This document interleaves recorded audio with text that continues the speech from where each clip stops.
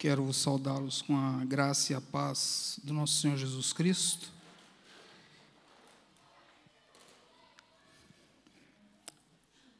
Deus tem sido bom.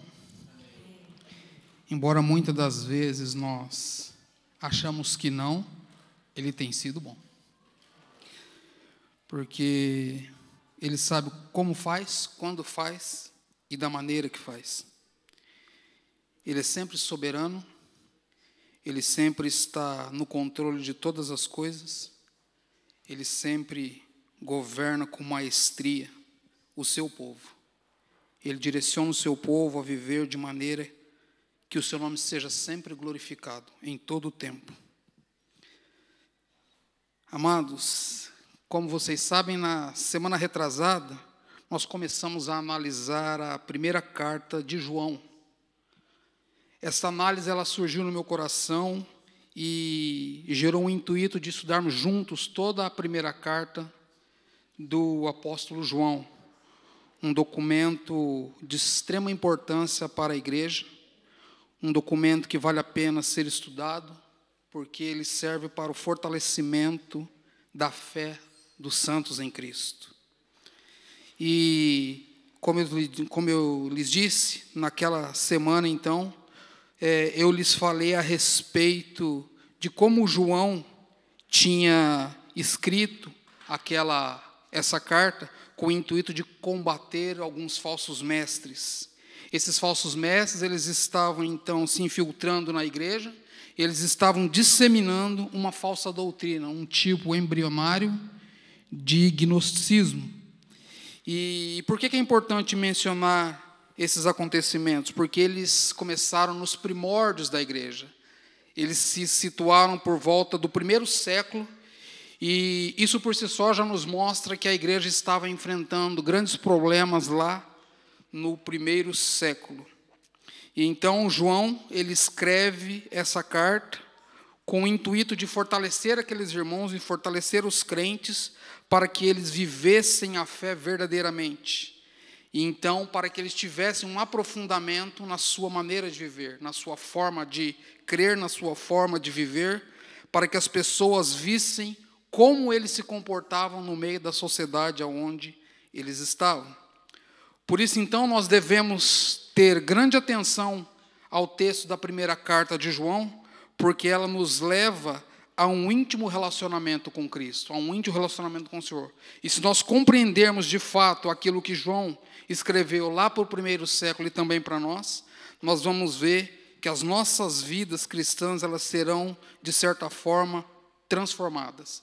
Nós viveremos, então, para a glória de Deus, nós nos comportaremos para a glória de Deus, as nossas atitudes serão para a glória de Deus, e em tudo nós glorificaremos a Deus.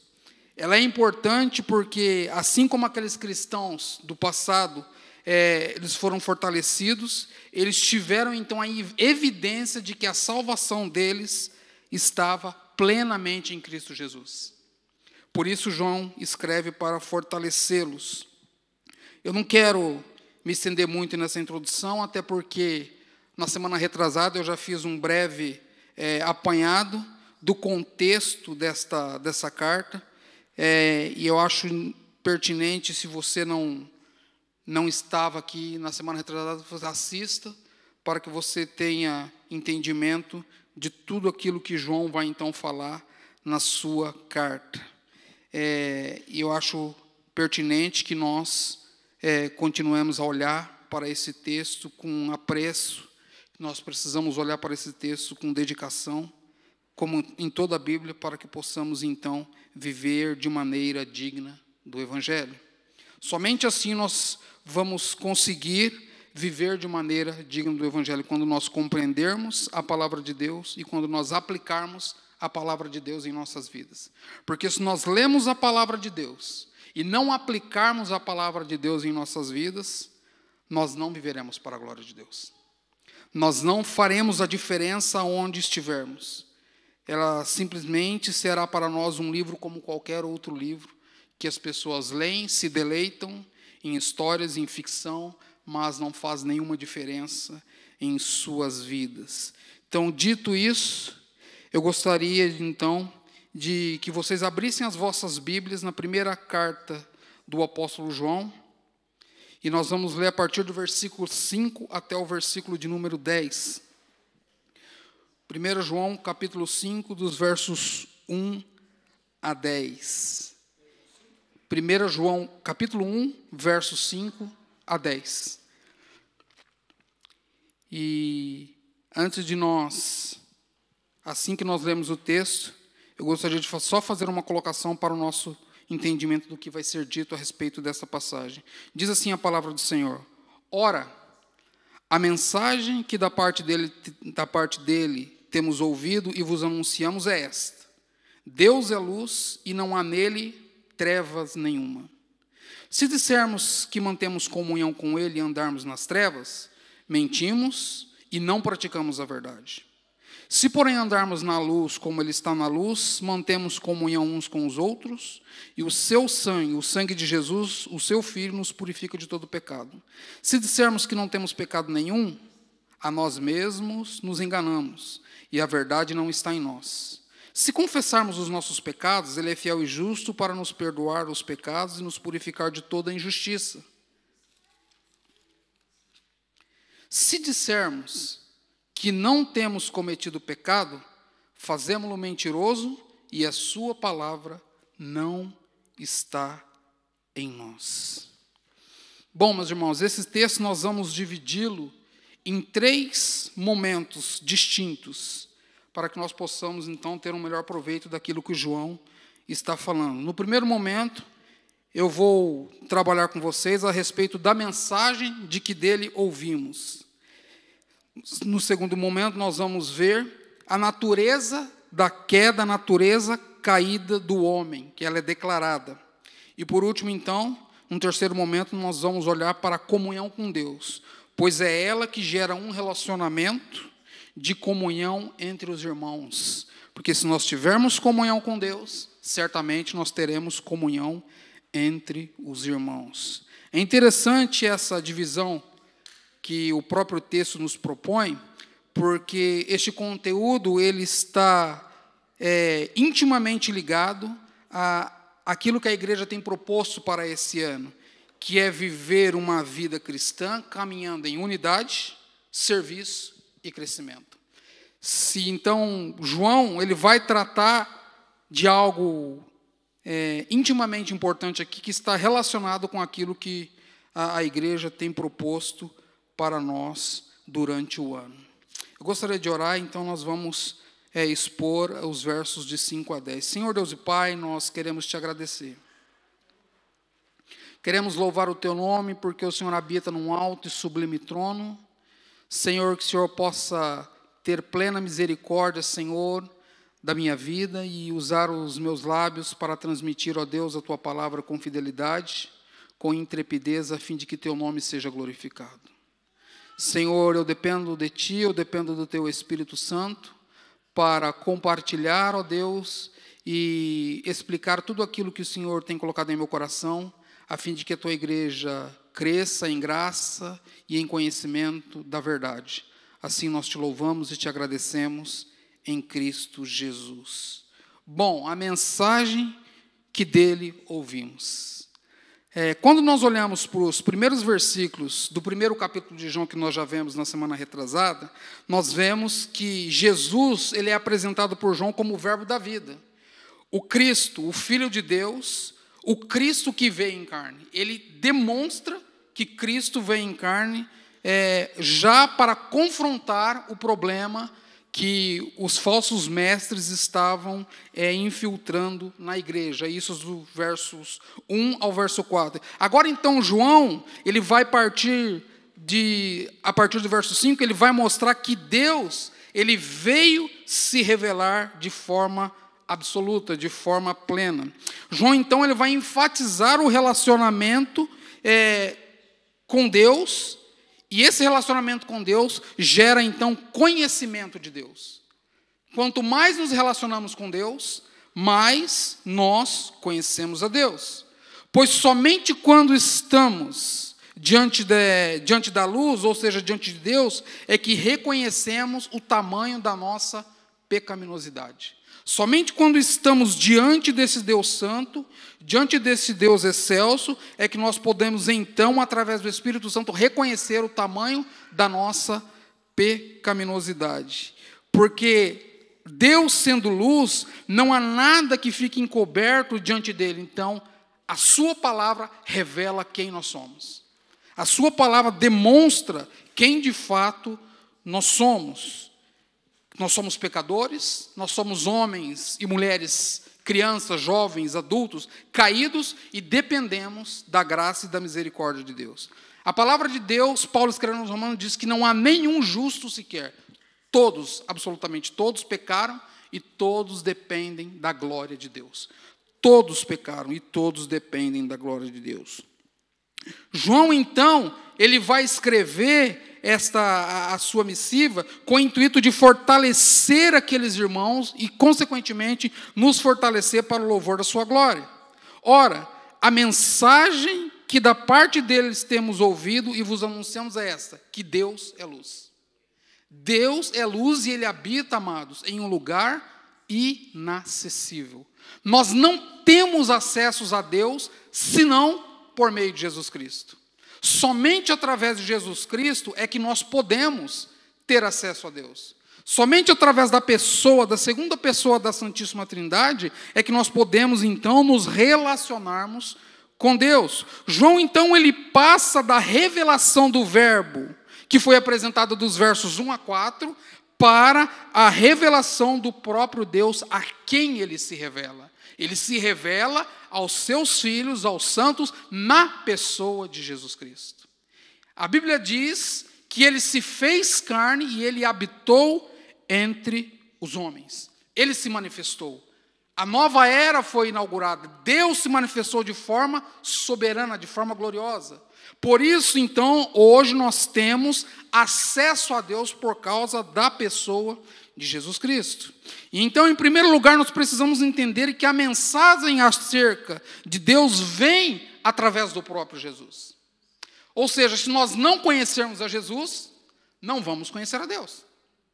É impossível conhecer a Deus sem conhecer a Jesus. João, ele deixa bem claro que ele não é a fonte da mensagem, mas é o próprio Jesus que é a fonte da mensagem. É o próprio Jesus que revela o Pai, porque o próprio Jesus diz, e aí João escreve lá no seu Evangelho, capítulo 14, versos 6 a 11, a seguinte sentença: ninguém jamais viu a Deus.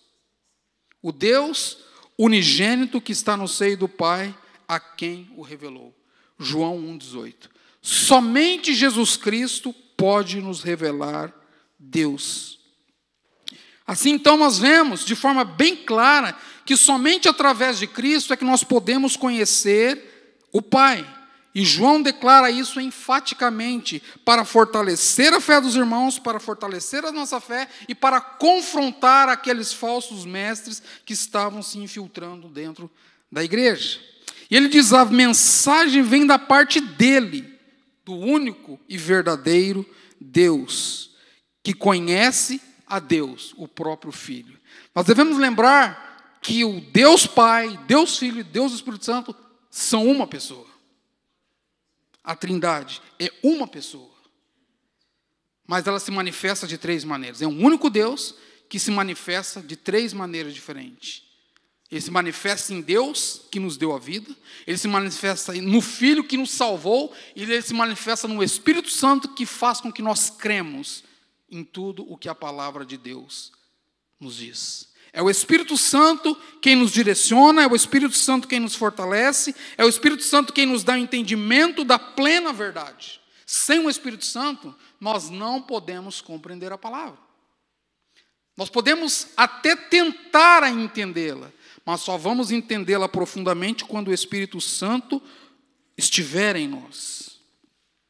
Em seu Evangelho, João registra as palavras de Jesus, ensinando que ele próprio era a luz do mundo. João 8,12. Ele próprio era a luz do mundo. E os crentes, por sua vez, eles eram a luz do mundo porque eles eram discípulos de Cristo. Mateus capítulo 5, verso 14. Vós sois a luz do mundo.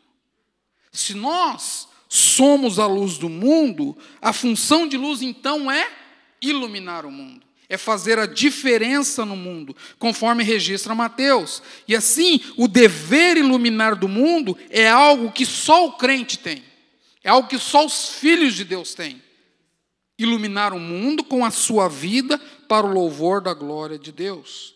Neste contexto que Mateus está escrevendo acerca da luz do mundo, nós vamos ver que a conotação de iluminar é trazer conhecimento da verdade, é mostrar a verdade, é resplandecer nas trevas da ignorância.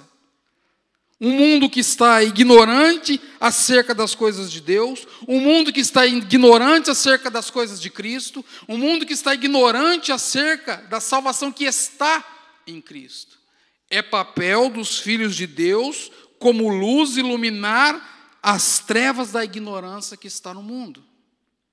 É por isso que há evangelismo, é por isso que há missões, é por isso que há estudo nos lares, para que haja um fortalecimento, para que as pessoas então possam iluminar o mundo e iluminar as trevas da ignorância, trazendo o conhecimento da verdade, iluminando das trevas, iluminando os corações aflitos, iluminando os corações que estão perturbados, iluminando a vida daqueles que estão sem sentido, através da palavra de Deus. É interessante notar que um outro aspecto que é bem claro no texto é que ele nos mostra que a mesma mensagem que João está anunciando é a mensagem que os outros apóstolos também anunciaram. Por isso eles impactaram o mundo das suas épocas. Nós vamos ver que a partir do momento em que Jesus comissiona aqueles irmãos, aqueles apóstolos, eles começam então a impactar o mundo porque eles transmitiram a luz de Cristo que estava em suas vidas, então eles faziam a diferença aonde eles estavam. Era nisto que consistia a autoridade apostólica que eles tinham, transmitir aquilo que Jesus lhes tinha concedido. Eles transmitiam a verdade para a glória de Deus. Eles estavam com o avanço do evangelho em foco. Eles estavam prosseguindo para o alvo, pregando, alcançando todos quantos o Senhor havia chamado. E eles eram a luz do mundo. João, ele não retém a mensagem, mas ele anuncia a mensagem com urgência e com fidelidade. A verdade acerca de Deus não é uma verdade que apenas edifica os salvos, não. Não é uma verdade que ela passa desapercebida, não. Ela é uma verdade que reprova os falsos ensinos, que confronta os falsos ensinos. Ela é uma verdade que ela demonstra de fato quem Cristo é. Quem o Senhor é. Ela confronta os falsos mestres. Com isso, João, então, ele está nos ensinando que o nosso ministério não é apenas combater a mentira, mas, sobretudo, anunciar a verdade. E aí eu lanço uma pergunta para que vocês pensem. Como podemos anunciar a verdade se, na maioria das vezes, a verdade é aquém do nosso conhecimento? Eu só posso anunciar a verdade se eu conhecer a verdade. Se eu não conhecer a verdade, eu não tenho condições alguma de anunciar a verdade. Eu não tenho condições alguma de anunciar a verdade se eu não conhecer a verdade. O texto que nós lemos, a partir do verso 5, ele diz claramente que Deus é luz. A parte finalzinha do versículo 5. Deus é luz e nele não há trevas, porque a luz e as trevas não coabitam juntas. A luz e as trevas, elas são separáveis. Não tem como as pessoas dizer que está na luz e ao mesmo tempo caminhar nas trevas. Ou ela caminha nas trevas, ou ela caminha na luz. Não tem como ter as duas maneiras de viver ao mesmo tempo.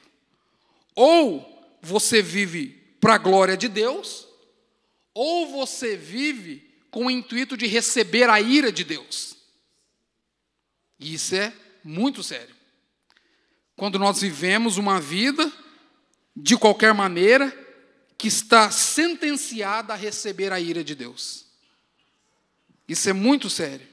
Nós precisamos tomar bastante cuidado com isso e bastante atenção àquilo que João está falando. Deus é luz e não há nele treva nenhuma.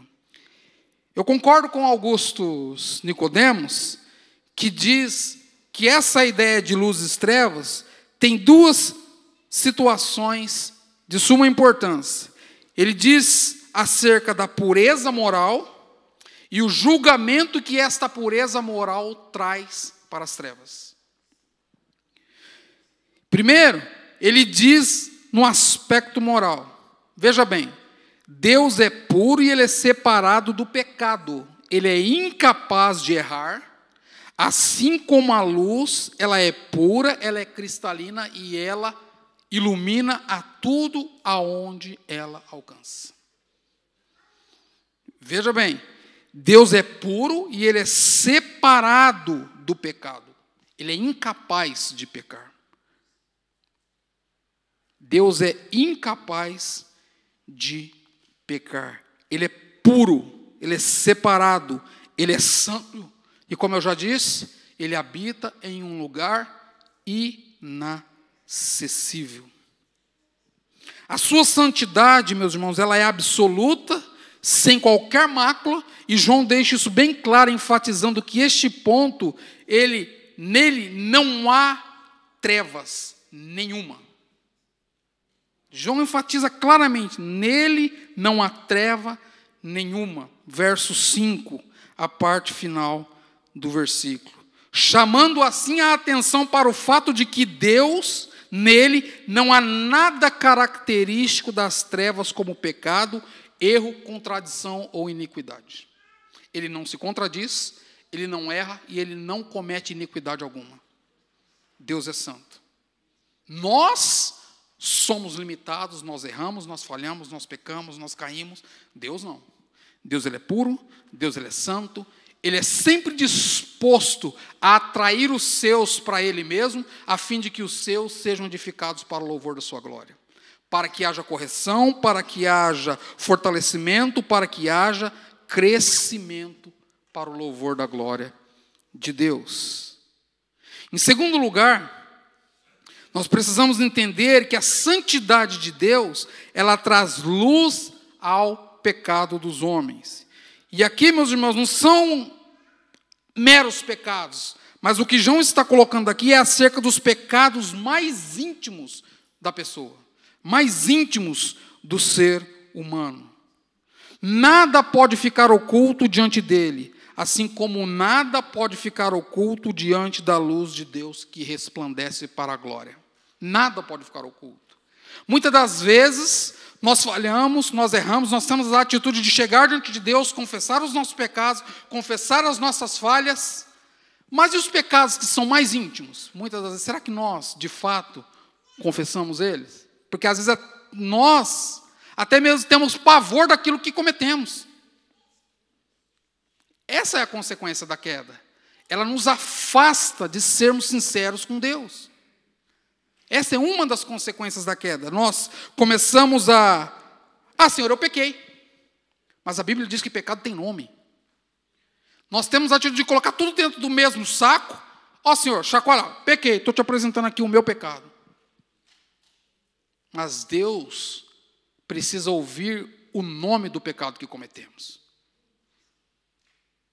Somente assim nós vamos ser libertos e transformados de tais pecados. Isso é algo muito importante que João tratou lá no primeiro século e que, por incrível que pareça, o problema ainda acontece hoje. Por incrível que pareça, o problema ainda está no seio da igreja hoje. E é por isso que a carta de João ela é tão atual hoje quanto o foi no primeiro século. Nada pode ficar oculto diante de Deus. Diante de Deus, nada está encoberto. Ele conhece, ele revela o verdadeiro caráter das pessoas e as suas faltas, por mais secretas e ocultas que elas pareçam ser. Deus revela, Deus transforma e Deus chama para si. Deus é luz, então aqueles que professam ter um estreito relacionamento com Deus, eles devem então andar na luz, viver na luz conforme Deus está na luz. 1 Pedro deixa bem claro como Deus quer que nós nos comportemos.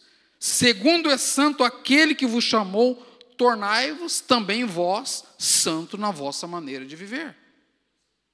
E santidade aqui é caminhar diariamente com Deus, sendo transformado diariamente por Ele. A santidade não é algo como que as pessoas pintam lá fora. Hoje eu sou santo, hoje eu não peco mais, hoje eu não faço mais nada de errado. Não é isso que a Bíblia diz. A Bíblia diz que a santificação ela é progressiva e ela é dia após dia tendo uma transformação em nossa vida. Ou seja, hoje eu sou melhor do que ontem e amanhã serei melhor do que hoje. Para a glória de Deus. Isso é santificação, é progressiva. Nós só seremos santos plenamente, completamente, quando Cristo vier buscar a igreja. E aí nós então teremos um corpo transformado, nós seremos como Ele e habitaremos juntamente dEle. Aí nós seremos plenamente santificados.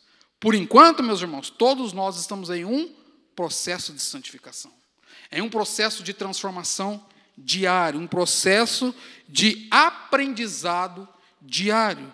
Pois quando tomamos um outro modo de vida, uma vida desregrada, que não procura santificação, então nós estamos dizendo que o nosso relacionamento, ele é uma farsa, ele é falso. Se nós não entendermos que nós estamos sendo santificados dia após dia, nós estamos assumindo que o nosso relacionamento com Deus é falso. É uma mentira. É farsa. O nosso relacionamento, quando ele é dessa maneira, ele existe apenas aparentemente e não é fundamentado na verdade. João está instruindo aqueles irmãos a eles viverem verdadeiramente a vida cristã, a eles combaterem os falsos ensinos, e aquele mesmo ensino que João está falando lá e então, ele hoje é colocado para nós. Vivam o Evangelho de maneira digna. Vivam a fim de que o nome do Filho de Deus e da Santíssima Trindade seja glorificado. Precisamos nos atentar porque a linguagem que João usa é um contraste radical entre luz e trevas. É um contraste que, como o preto está no branco, o branco está no preto. É visível. Não tem como misturar. Deve haver este contraste entre luz e trevas. Contraste que o próprio João apresentou no seu Evangelho. Evangelho de João, capítulo 1, verso 5. Olha o que diz o Evangelho de João, capítulo 1, verso de número 5.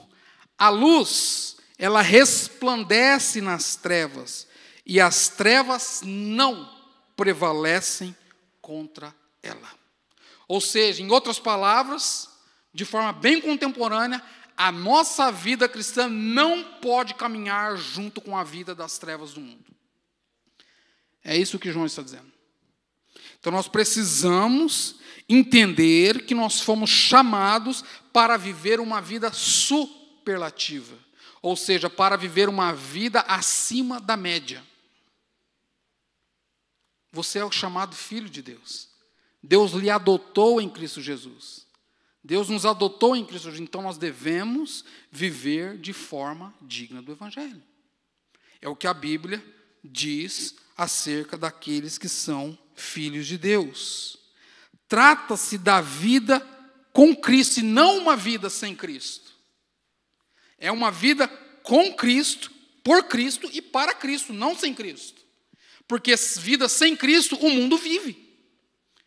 Que diferença se nós que dizemos ser servos de Deus, servos de Cristo, vivermos da mesma maneira que o mundo vive. Não há diferença alguma. Não há diferença alguma. Precisamos entender que todas as vezes que nós nos comportamos aquém do Evangelho, nós estamos comprometendo a verdade do Evangelho. As trevas, elas expressam a ignorância da vida à parte de Cristo, ou seja, o não conhecer a Cristo. As trevas, elas significam uma vida imoral, uma vida sem Cristo, uma vida que vai caminhando de qualquer jeito. Mas uma vida em Cristo, ela é uma vida que faz a diferença onde ela está. Em todos os lugares, aonde ela passar, ela vai fazer a diferença. Olha o que o reverendo Hernandes Dias Lopes diz a respeito disso. Aquele que é puro em seu ser e santo em seu viver, não pode tolerar nem ter comunhão com aqueles que vivem nas trevas. Vocês acham que isso é uma verdade? Aqueles que é puro em seu ser e santo em seu viver, não pode tolerar as trevas e nem ter comunhão com aqueles que vivem nas trevas. Antes, devemos viver para a glória de Deus na luz, porque Deus é luz. Isso, então, nos leva ao nosso segundo ponto do nosso texto, que João demonstra que a natureza caída do homem é real e ela é declarada no seu texto. Verso 6. Se dissermos que mantemos comunhão com Ele e andarmos nas trevas, mentimos e não praticamos a verdade. Se, porém, andarmos na luz como Ele está na luz, mantemos comunhão uns com os outros, e o sangue de Jesus, o seu Filho, nos purifica de todo pecado. Essa parte do texto que nós passamos, então, a expor, nela, João mostra que ele está combatendo 3 atitudes terríveis e espúrias que os falsos mestres estavam ensinando na igreja. Eles estavam ensinando, eles tinham em sua bagagem um ensino que desconectava a verdade da vida cristã da sua vida cotidiana. Eles afirmavam que eles podiam ter comunhão com Deus, mas que eles podiam continuar praticando o pecado. Era isso que os falsos mestres estavam ensinando. Você pode ter comunhão com Deus, mas você pode viver a sua vida de qualquer maneira. Porque na concepção deles, lembram que eu falei na semana retrasada, que eles acreditavam num dualismo entre alma e espírito, certo? Ou matéria e espírito. O que era matéria? O corpo é mau, então eu não preciso me preocupar com ele, e a minha alma e espírito é bom. É essa parte que Deus vai salvar, isso que eles estavam ensinando. E João vai falar que não. João vai expor, vai confrontar, não. Que Deus, ele está preocupado com todas as partes daquilo que ele criou. A carne, que é a ressurreição que nós teremos, e o espírito que também será ascendido aos céus. Não há uma separação, como aqueles falsos mestres estavam ensinando.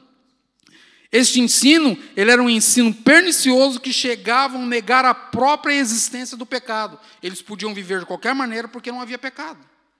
E João vai dizer que não, conforme no verso 8. Mas eles afirmavam que não eram suscetíveis ao pecado, conforme vemos no verso 10. João, então, ele vai confrontar a atitude desses irmãos. E ele diz nos versos 6, 8 e 10, usando a expressão, se dissermos, veja bem, ele não usa essa expressão simplesmente por usá-la, mas para expor as atitudes erradas e falsas daqueles falsos mestres. Ele diz, se dissermos que somos assim, então a verdade não está em nós.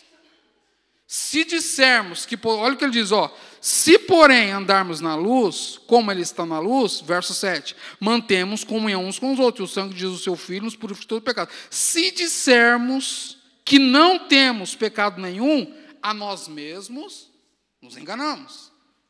Ele vai deixando bem claro, mas ele faz isso para expor as falsas atitudes daqueles falsos mestres. Atitudes que podem ser consideradas como 3 erros. Quais são esses erros? A conduta má do homem, a origem do pecado na natureza humana e a consequência do pecado nas relações com Deus.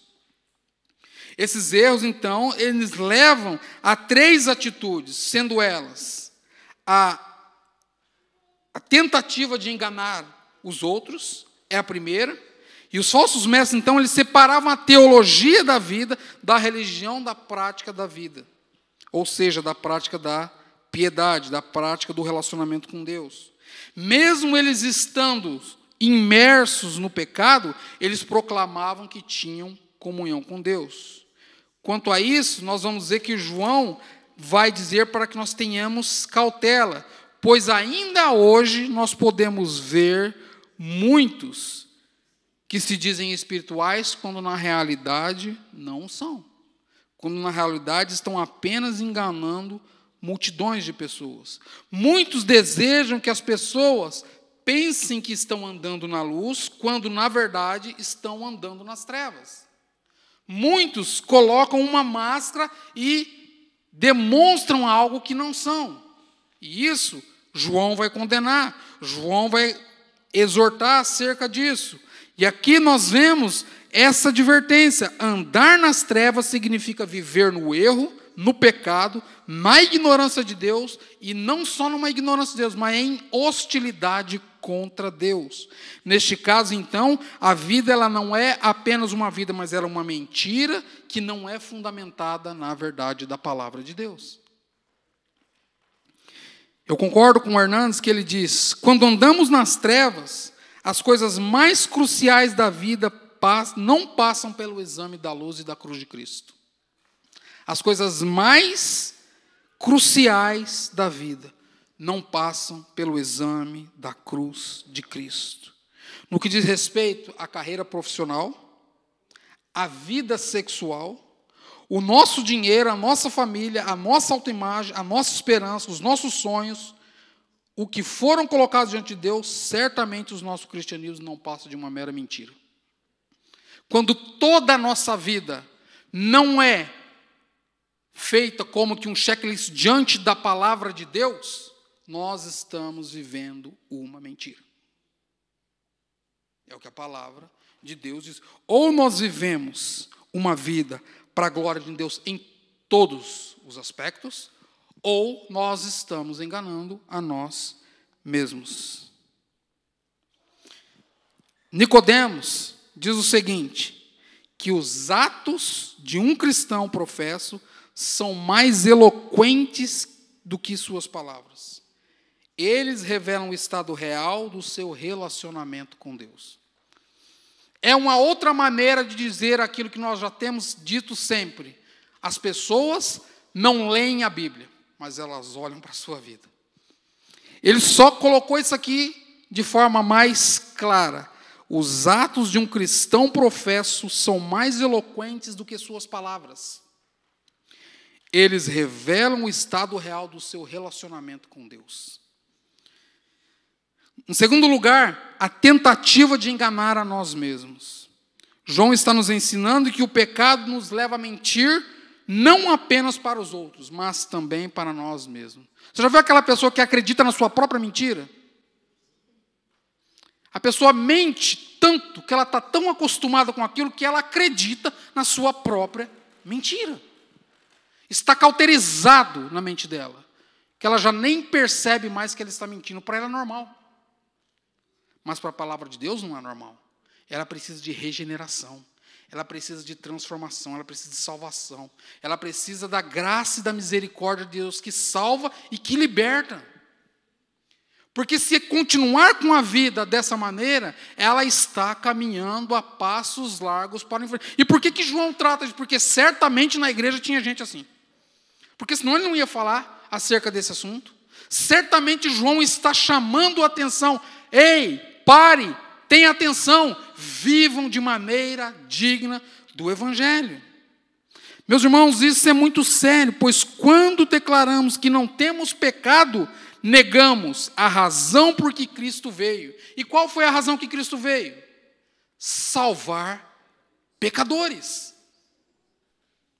Salvar-nos. Salvar-nos. Salvar pecadores. Cristo veio para salvar pecadores, mas quando declaramos que não temos pecado, como aqueles irmãos estavam declarando, nós estamos então rejeitando o perdão pelo qual Cristo morreu na cruz. Em outras palavras, nós estamos falando, a morte de Cristo na cruz é em vão. Se nós, veja bem, se nós declaramos que não temos pecado. Creio eu que todos aqui têm o pleno conhecimento de que são pecadores. É nisso que eu creio. O reverendo Hernandes, ele diz que o pecado ele é tão pernicioso e sutil que aquele que o comete perde a consciência dessa realidade. Porque ele anestesia o coração, ele insensibiliza a alma, ele cauteriza a consciência. Desta forma, o pecador acha que é possível viver pecando e ainda assim se sentir seguro de que está tudo bem com Deus. Ele tem plena segurança de que está tudo bem. Já viu aquela expressão? Tudo vai bem. Não há nenhum problema, tudo vai bem. Cuidado. Cuidado quando você está em uma rodovia a 100 km, 150 km, 180 km por hora, e você acha que está tudo bem. Cuidado. Cuidado, é o que a palavra de Deus diz. Cuidado, eu estou parafraseando o texto. Cuidado, entenda, a nossa vida, não somos nós que devemos ter o controle dela. Como já foi dito aqui no começo, Deus está no controle rigoroso de todas as coisas, inclusive da sua e da minha vida. Inclusive da sua e da minha vida. Em terceiro lugar, vem então a tentativa de enganar a Deus. A pessoa engana a si mesma e agora ele acha que vai enganar a Deus. Como vimos, o pecado ele pode nos fazer mentir para os outros, para nós mesmos, e agora vai nos fazer mentir para Deus. Meus irmãos, vejam bem, após termos tornado mentiroso, após termos sendo enganadores, o pecador se preocupa agora em tornar Deus um mentiroso. Tornar Deus um mentiroso. É interessante o que Herbert Blaney diz acerca disso. Veja bem, para ele, essa é a atitude mais repreensível de todas, porque torna Deus um mentiroso. Ele diz que o pecado, acima de todos os pecados, é quando as pessoas acham que Deus é um mentiroso. Acham que Deus é um mentiroso, tirando dele a sua plena sabedoria e onisciência. Isso é um absurdo, meus irmãos. Mas é assim a vida daquele que mente para si mesmo. É assim a vida daquele que está distante de Deus, daquele que está distante da misericórdia de Deus, daquele que está distante da pessoa de Jesus Cristo. Para ele a vida vai bem. Precisa haver um cuidado acerca disto. O comentarista Werner de Boer diz que quando negamos que somos pecadores, transformamos Deus em um mentiroso, não apenas em sua palavra, mas em seu feito na cruz. Ou seja, a cruz é uma mentira. Quando nós tornamos Deus um mentiroso, nós anulamos a cruz de Cristo. Nas palavras de John Stott, esta é, das 3 heresias disseminadas pelos falsos mestres, a mais perigosa. Quando nós tornamos Deus um mentiroso, como aqueles irmãos estavam tornando Deus um mentiroso. Das 3 heresias que ele está falando, a primeira, negar que Cristo veio em carne. E agora a segunda, dizer que Deus é um mentiroso. E negar a si mesmo, mentir para si mesmo e dizer que Deus é um mentiroso. Das três, a pior é essa, dizer que Deus é um mentiroso. Os hereges, então, eles estavam sustentando que a sua iluminação superior tornava eles capazes de pecar e estar tudo bem com Deus. Meus irmãos, isso é um erro grandíssimo. Negar a soberania de Deus, negar a suficiência de Cristo, negar a plenitude de Deus pelas nossas pequenas atitudes. A palavra de Deus diz que todos pecaram, como eu já disse, e estão destituídos da glória de Deus. Romanos 3, 23. Somente assim podemos concluir que, quando reconhecemos que dependemos da glória de Deus, que nós podemos então ser atraídos e aproximados de Deus quando reconhecemos esse Deus tão soberano. O Herbst diz que os falsos mestres e os falsos crentes mentem sobre a comunhão com Deus, sobre a sua natureza pecaminosa, sobre os seus atos pecaminosos, sobre a sua maneira de viver. Aquele que procura encobrir os seus pecados perde a palavra de Deus de foco. Aquele que procura encobrir os seus pecados e pratica a iniquidade, ele deixa de praticar a palavra de Deus, logo então a verdade de Deus não está nele. E finalmente ele torna a verdade de Deus em uma mentira. Aquele que tenta encobrir os seus pecados, ele perde a comunhão com Deus, e não somente com Deus, mas também com seu povo.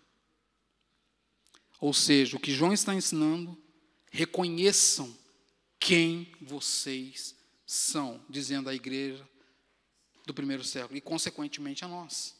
Reconheçam quem vocês são diante de Deus.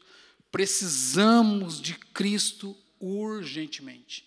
A igreja, ela é instituída para que Cristo seja transmitido, para que Cristo seja levado às pessoas, para que haja remissão de pecados, para que haja transformação, para que haja salvação.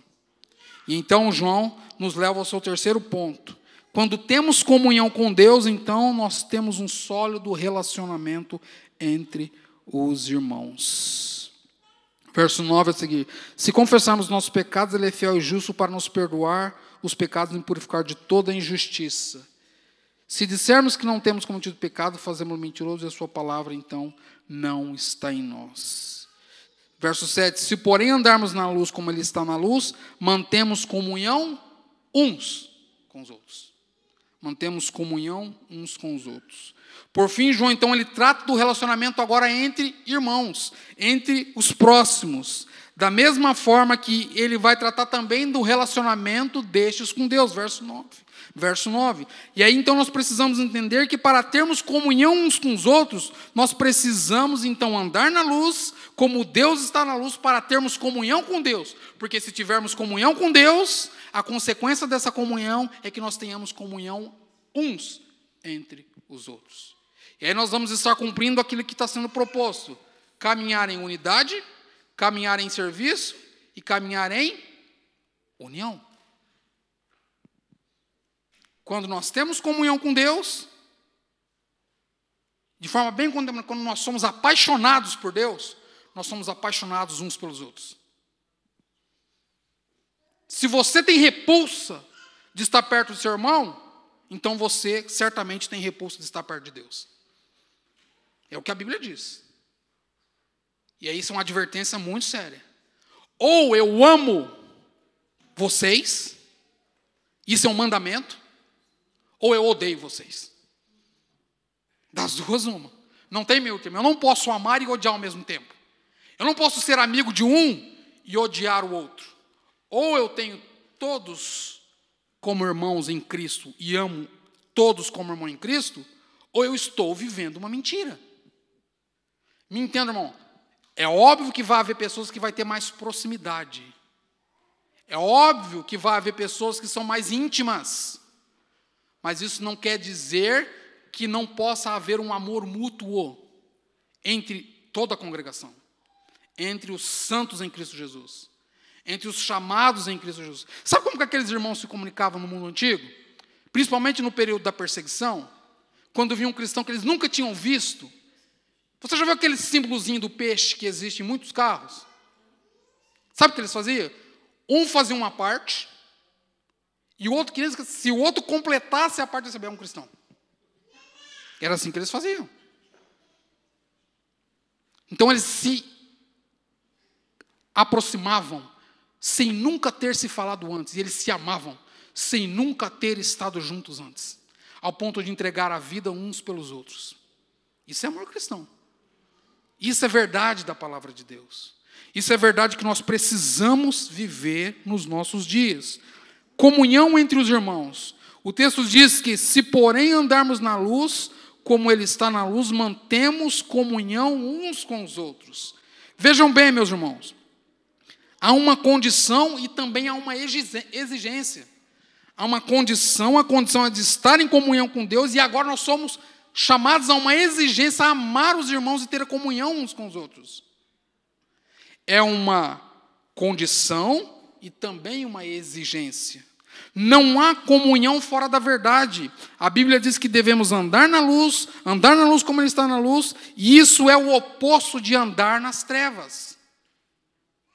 Isso é o oposto de andar nas trevas.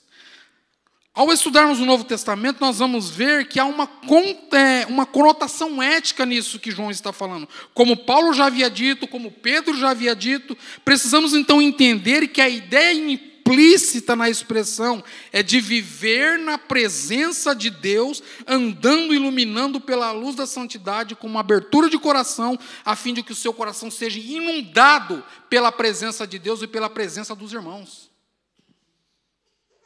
Sabe quando a gente faz o culto nos lares? Você quer coisa mais gostosa? Quando a casa não tem espaço. Quando as casas não têm espaço. Mas, infelizmente, não é o que acontece. É o que nós gostaríamos que acontecesse. É o que nós gostaríamos que acontecesse. Porque quando nós estamos no culto dos lares, nós estamos o quê? Aprendendo a viver em comunidade. Aprendendo a viver entre irmãos.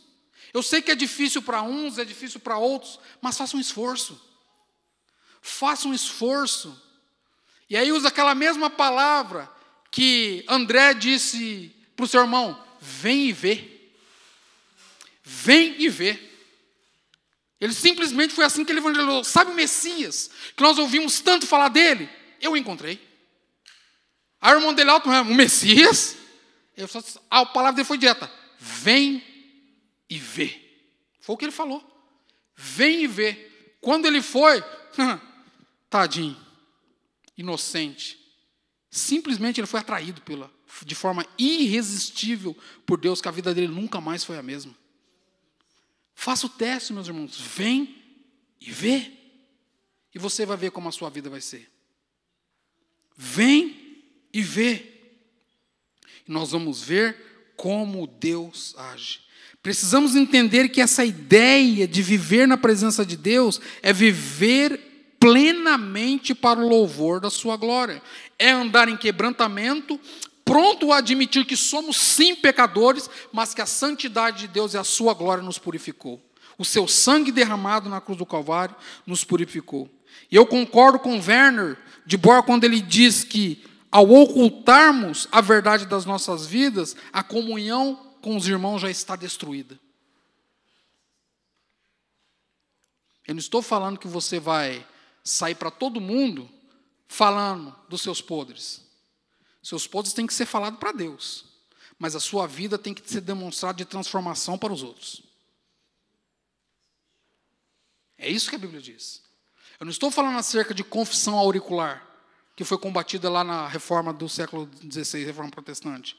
Eu estou falando de uma vida santa diante de Deus, e essa vida santa diante de Deus vai refletir uma vida de santidade junto com seus irmãos. Isso não quer dizer que você nunca mais vai pecar.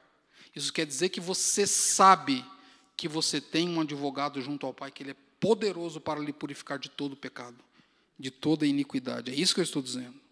Andar na luz é um ato contínuo que significa viver no brilho da luz de Deus, de modo que refletimos a glória de Deus. Andar na luz descreve a sinceridade absoluta e não a atitude de se esconder. Porque a atitude de se esconder, ela exclui a palavra de Deus, mas quando nós andamos na luz, nós somos vistos para a glória de Deus. Isso produz 2 resultados. Primeiro, comunhão entre os irmãos, purificação do pecado e comunhão com Deus. Se você tem comunhão com Deus, você tem comunhão com os irmãos. Se você tem comunhão com os irmãos, você tem comunhão com Deus. É o que a Bíblia diz. E agora, comunhão com os irmãos. Mantemos comunhão uns com os outros. Andar na luz pavimenta o caminho da comunhão com Deus e com o próximo. Andar na luz, então, ela é uma exigência para a comunhão fraternal, ou seja, a comunhão em amor.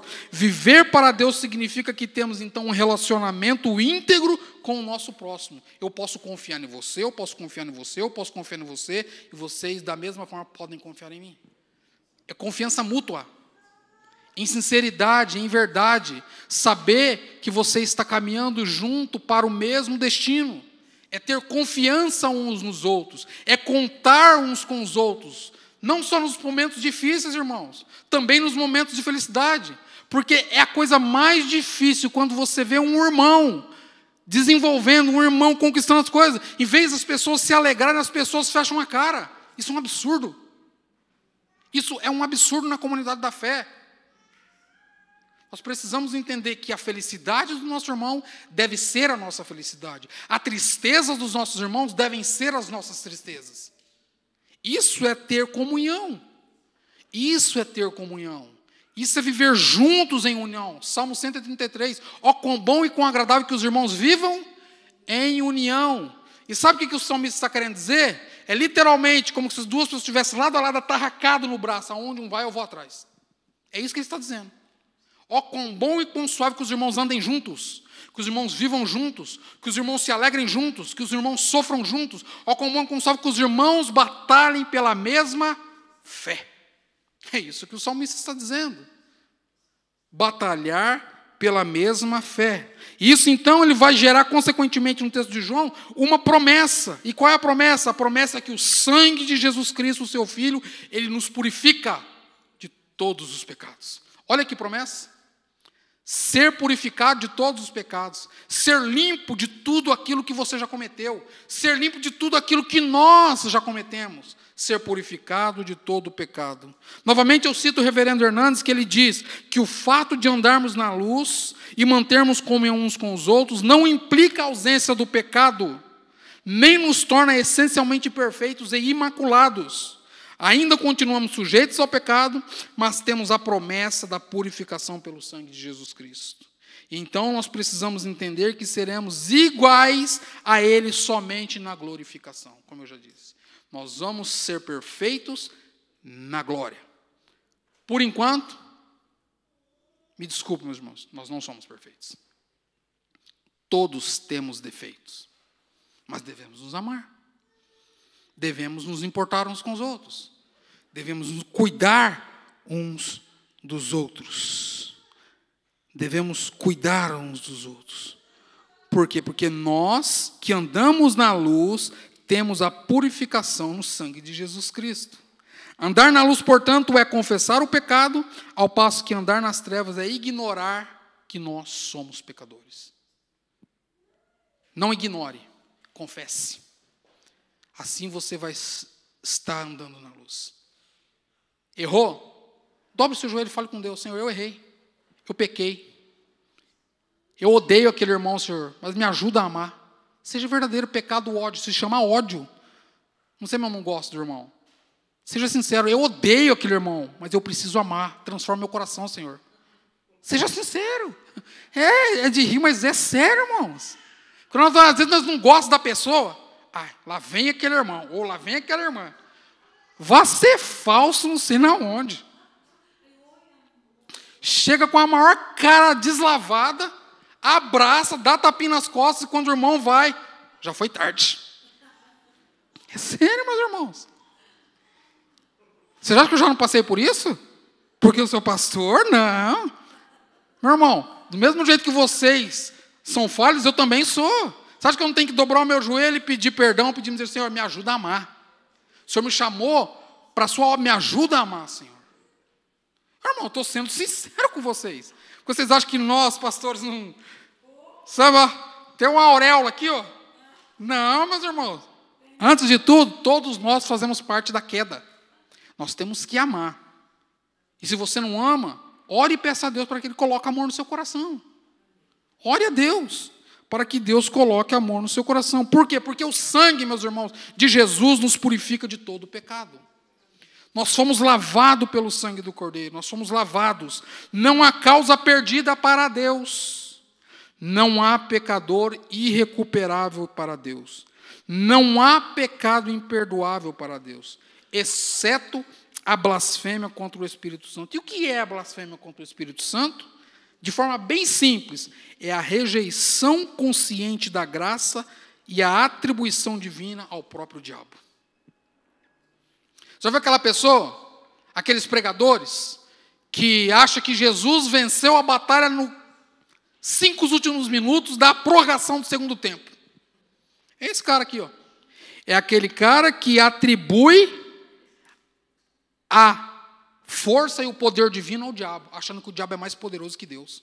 Isso é blasfêmia com o Espírito Santo. Esse é um pecado sem perdão, que a Bíblia diz. De forma bem simples. Isso é um pecado sem perdão. De forma bem simples. Por fim, João, então, ele encerra o capítulo do primeiro... o capítulo 1 da sua carta, dizendo o seguinte: se dissermos que não temos cometido pecado, fazemos-lo mentiroso, a sua palavra não está em nós. João é claro sobre a realidade do pecado. Ele é claríssimo sobre a realidade do pecado em nossas vidas. Mas, na nossa conduta e como ela está envolta, ela é cercada de origem da nossa natureza pecaminosa e as suas consequências de estarmos em desunião com Deus. Dizer que não cometemos pecado não é apenas uma deliberada mentira, mas ela é uma ilusão, ela é a consequência da queda que herdamos dos nossos pais. Mas acusar Deus de mentir e fazê-lo mentiroso é revelar claramente que a sua palavra não está em nós. Portanto, por várias vezes a palavra de Deus diz que o pecado ele é universal e que ele afetou o mundo inteiro. Mas olha as boas novas. Diz que o evangelho, isto é, o evangelho da salvação, demonstra que a pecaminosidade do homem e diz que o arrependimento e o caminho para a salvação ele é realizado em Cristo Jesus. Desta forma, então, nós entendemos o que João está ensinando, está nos alertando. Ele está ensinando que o pecado ele é real, sim, mas que somente através do sangue de Jesus Cristo nós podemos vencer o pecado. Somente através do sangue de Jesus Cristo. Vamos ficar de pé? E lembre-se disso. Somente através do sangue de Jesus Cristo você pode vencer o pecado. Por você mesmo é impossível. Por mim mesmo é impossível. Mas em Cristo, e por meio da sua palavra, e por meio do seu sangue, e pelo Espírito Santo, e pela obra vicária de Cristo realizada na cruz do Calvário, nós podemos vencer o pecado. Amém? Senhor Deus e Pai, mais uma vez nós queremos te agradecer. Te agradecer porque a obra que realizaste na cruz do Calvário, ela foi eficaz e de uma vez por todas, ó Pai. Nós entendemos sim que o Senhor vem em carne, nós compreendemos que o Senhor é a plena manifestação da glória de Deus, e nós entendemos que o Senhor veio ao mundo, se fez carne, para salvar pecadores, para nos salvar, ó Pai. Muito obrigado pelo sangue derramado, muito obrigado pela verdade que o Senhor colocou na boca de João e na pena de João, Senhor, que ainda hoje há eficácia, que ainda hoje, de forma poderosa, ela fala conosco. Senhor, muito obrigado por essa palavra, muito obrigado pelo apóstolo João, Senhor. Nós te louvamos e te agradecemos em Cristo Jesus. Amém.